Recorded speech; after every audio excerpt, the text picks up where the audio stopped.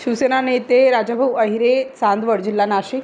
चांदवड शहरातील राष्ट्रीय महामार्ग क्रमांक 3 निकिता हॉटेलसमोरील गतिरोधकामुळे अपघात वाढले असल्याने तात्काळ येथील गतिरोधक काढण्यात यावे, याबाबत शिवसेना नेते राजाभाऊ अहिरे यांच्या वतीने दिनांक 27 मे 2026 बुधवार रोजी उपविभागीय अधिकारी, तहसीलदार व राष्ट्रीय राजमार्ग प्राधिकरण प्रोजेक्ट डायरेक्टर यांना निवेदन देण्यात आलं.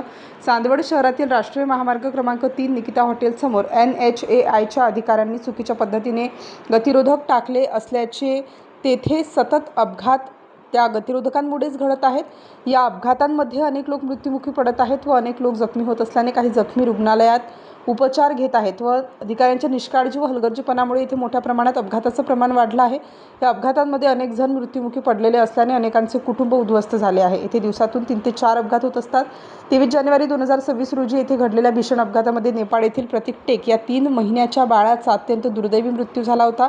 येथे वारंवार अपघात होत असल्याने अनेक स्थानिक नागरिकांनी NHAIला तक्रारी अर्ज दिले. NHAI अधिकाऱ्यांनी याकडे जाणून बुजून दुर्लक्ष केलेले आहे. रस्त्याच्या मेंटेनन्सकडे सुद्धा दुर्लक्ष केले जात आहे. अधिकारी व त्यांच्या संगनमताच्या ठेकेदारांनी रस्त्याच्या नावाने खोटे बिल काढून निधी लाटण्याचं काम चालू केलेलं आहे. NHAIच्या अशा बेजबाबदार अधिकारी व ठेकेदारांवर कडक कारवाई करण्यात यावी. शासनाने तात्काळ दखल घेत येथील गतिरोधक काढण्यात यावे व तात्काळ येथे व्हाईट पट्टे, ब्लिंकर्स, सिग्नल, दिशादर्शक फलक व पिवळे रिफ्लेक्टर बसवण्यात यावे. अन्यथा शिवसेना नेते राजाभाऊ अहिरे यांच्या वतीने चांदवड टोल प्लाझा येथे आमरण उपोषण व तीव्र स्वरूपाचे आंदोलन छेडण्यात येईल. तसेच यानंतर कायदा सुव्यवस्थेचा प्रश्न निर्माण होऊन घडणाऱ्या परिस्थितीस प्रशासन सर्वस्वी जबाबदार राहील, असा इशारा यावेळी देण्यात आला. स्टार न्यूजसाठी मोहसिन पठाण, नाशिक.